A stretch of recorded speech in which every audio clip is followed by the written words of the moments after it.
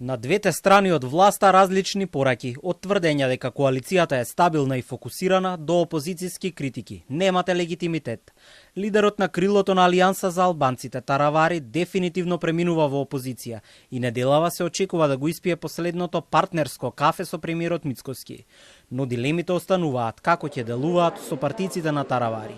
Додека председателот на владата тврди дека само со неколкумина лидерот на Алијанса оди во групата на Али Ахмети и на оние што 2 децении лошо и со корупција владееле со Македонија. Во јавноста веќе се појавија гласини дека дел од пратениците на Алијанса за албанците остануваат во мнозинството, но засега нема официјална потврда.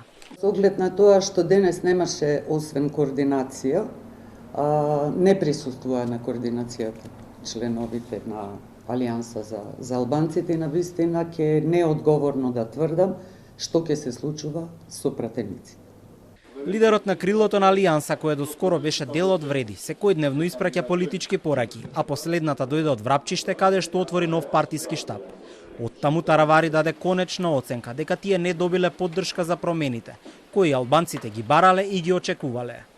Владата некако се изгуби на патот кон Европската унија.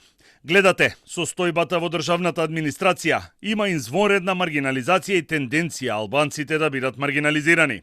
Ја напуштаме владата за да се вратиме посилни, особено во локалната самоуправа, а потоа и во централната власт. Оваа порака на Таравари доаѓа по воспоставената реторика на интегративците, дека владата делува како моноетничка и со монструозна амбиција да дисциплинира еден конститутивен народ. Во меѓувремеот знам се децидни за нивните црвени линии како владин партнер, повторувајќи ја заложбата за дедуизација на општеството. Под дуизација подразбираме не албанофобија, туку напротив. Дуизацијата значеше систем на коруптивно и криминално владење. Покрај лошата генерална оценка за начинот на владење од Демократската унија за интеграција денеска го повторија барањето и за предвремени парламентарни избори.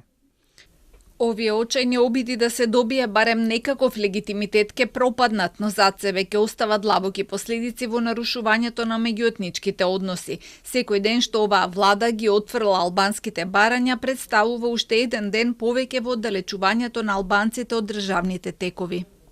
Премиерот Мицкоски, кој неделава последен пат ќе разговара со Таравари како со коалициски партнер, негира дека има потреба од вонредни парламентарни избори заедно со локалните, како што претходно предложи лидерот на ДУИ, Али Ахмети.